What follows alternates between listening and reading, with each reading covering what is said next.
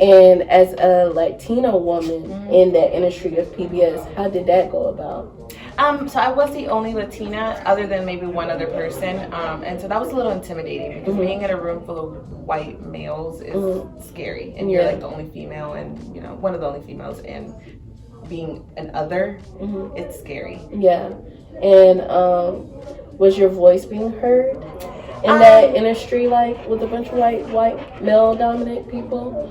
Sometimes I feel like maybe they just didn't understand the importance of why diversity is important. You know? Sometimes I think that might be a little bit of a challenge. Yeah. They're so oblivious from the situation because they are the, limelight. And it's so crazy for her to say that for about, majority them being white dominant, because when I hear about PBS, I always hear about, or when I think of PBS, I think of diversity, and I think of, them thinking outside the box.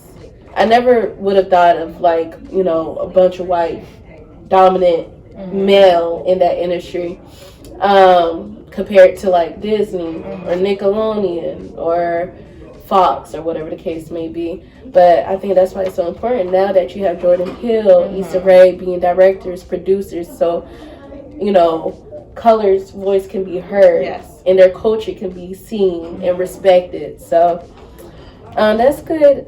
How what interested you being a social media specialist at Southminster? So I think I was just interested in being a social media specialist, not particularly for this company, maybe just bigger companies. And I think what kind of guided me here is just when I came and interviewed, like the culture, I understood what the mission was, I understood like what the brand was, and so I was able to fall into it pretty easily and represent that on our social media pages. For the environment, do you feel different here on PBS? For sure, there's a lot of diversity here. Definitely, I feel like at home almost. People are very nice. Not that they weren't at PBS, but it's definitely a different environment. It's definitely more family oriented here. Yeah, that's good to hear.